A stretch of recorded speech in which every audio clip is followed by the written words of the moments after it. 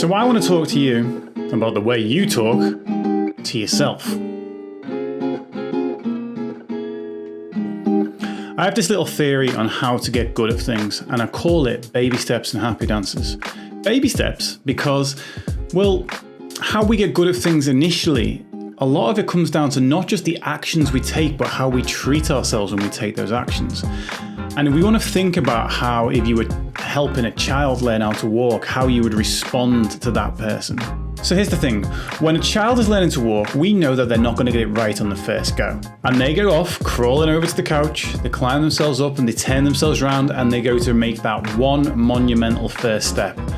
And every single one of us knows they're never going to make it across the whole floor. But we don't run up to them, sweep the legs out from underneath them and say, "Don't bother doing that until you can get across the whole room." But often when we try and learn things ourselves, we say, "Oof, there's no point trying. If I fail at the first hurdle, I won't bother doing that. What's wrong with me? Why can't I do this?" We get stuck down that route. And when we start going down that road, that takes all the momentum out of the thing that we're trying to do. Now we know not to say that to the kid because we know it'd destroy the kid's self-esteem. It'd make them want to not try. Yet we say those kind of things to ourselves and expect a completely different result. We expect to guilt ourselves into greatness, and it just doesn't happen. When we mock, downplay, put to one side the step that we've taken to move forward, we feel bad about the effort we've made. And when we feel bad about the effort we've made, we don't want to take the next step. So we want to go back to how you would treat that kid. You wouldn't just go, "Yes, well done, bravo." No, we absolutely lose our minds in this situation. We're like, "Oh my gosh, you're amazing. You're going to be a marathon runner tomorrow. You're so fantastic. You're so spectacular. You are the absolute best person in the whole world." And we need a little bit of that ourselves. And that's the happy dance. The happy dance can be a literal happy dance. You can actually full on dance it out. It can be an 80s reach and grab. It can be a metaphorical or a physical pat on the back. It can take a moment just going, "Proud of myself for the work I've done there."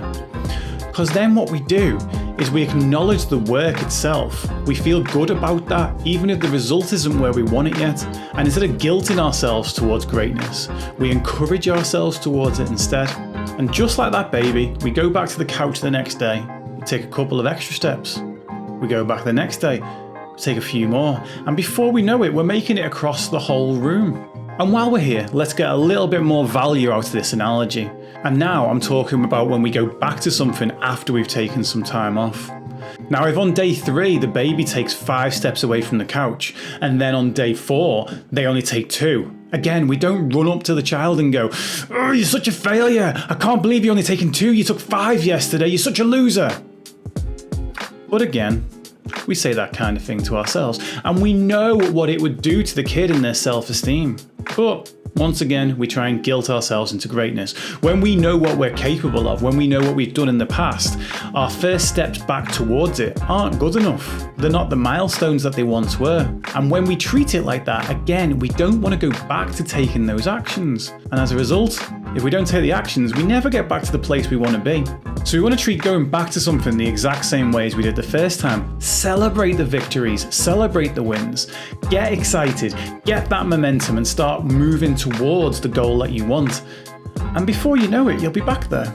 As always, I hope you've enjoyed this video, and if you have, you can click up here to subscribe, and why not click down there for a poem that I wrote to encourage my own kids. Oh, and don't forget, we're on twitch.tv/mindsetbydave every Sunday night from 8 PM, and you can see a link from that right below, and there's a clickable one in the description. See you soon.